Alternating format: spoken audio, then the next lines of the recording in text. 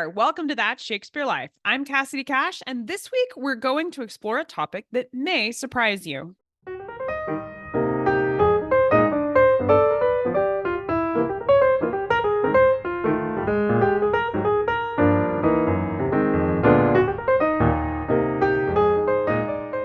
While Negro is definitely a slur term today, for Shakespeare's lifetime, words like Moor and Negro and slave had decidedly different definitions. And there's a lot of history that tells us why those words were not interchangeable in the 16th and 17th century.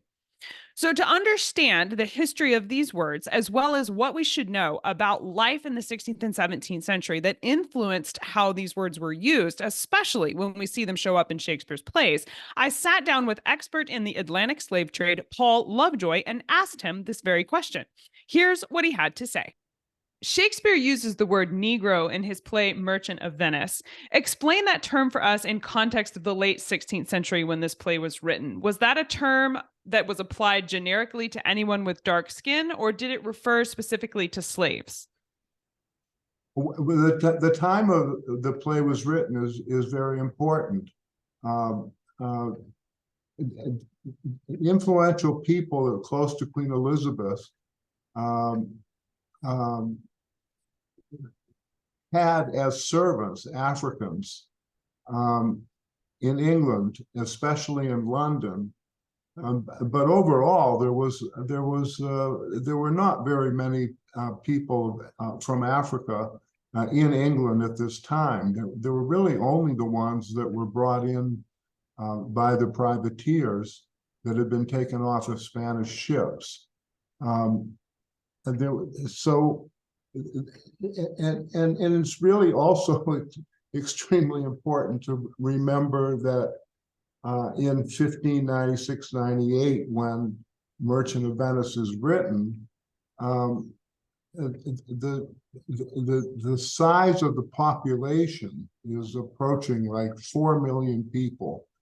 About 200,000 people live in London. Which for its period is a substantial city, a major city, but still it's 200,000. And if we think about it from today's perspective, these are not huge numbers of people. And so here's the context. The relatively few number of in that 200,000 people that live in London, we're only probably talking about hundreds of people who are actually from Africa. A disproportionate number of those, however, would have ended up in quite visible positions, either as servants in households or working with merchants in the streets and things like this, and so that it wouldn't have been unusual for someone to see or come in contact with somebody who was from Africa, but it was really a very tiny percentage of the population. Now, so the use of the term, it isn't the only term that he uses. He uses, Shakespeare uses all kinds of terms, Moor, blackamoor, and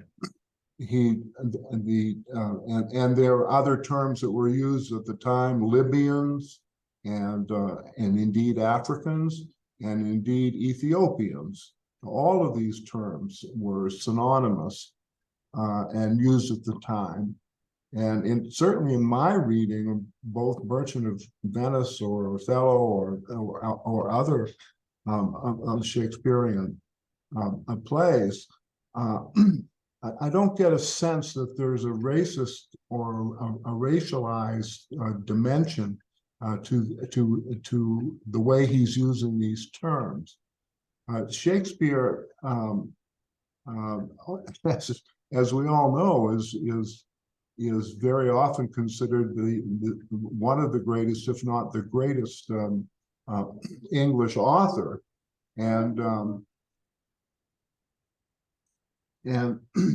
and one of the reasons that he is because of his ability to play with words, his use of words, his use of vocabulary, um, his ability to characterize. And I think that all of his terminologies around Africans are like his terminology around Jews, around, and they're characters, their characterization. Remember, it was at a time when on stage there were no women. Men had to dress as women. You know, there were no blacks. There were no Jews. All of these were exaggerated costuming that helped to reinforce his Shakespeare's play with characterization. And I think in using these terms, he's doing nothing more than that, bringing to attention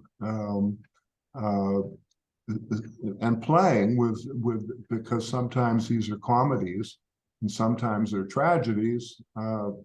And it's quite easy to shift from one to the other by the way that Shakespeare actually develops his presentations. So I think it has much more to do with and this really does lead into other issues about other terms. But I think that in the context of the times, it was a reflection of his ability to play with language and to use language to great effect. I hope that explanation helps you understand plays like Merchant of Venice and Othello a little bit more. If you'd like to hear our full conversation with Paul Lovejoy, where he tells us more about slaves in Shakespeare's England as well as the Atlantic slave trade internationally, then explore our episode right now at CassidyCash.com/episode 263. That's CassidyCash.com/EP263. You can hear the entire conversation completely free. And if you'd like some more detailed history and research notes, you can hit the Become a Patron button to expand all of the extras. That's it for this week. Thank you for watching. I'm Cassidy Cash, and I hope you learned something new about the Bard. I'll see you next time. Bye-bye.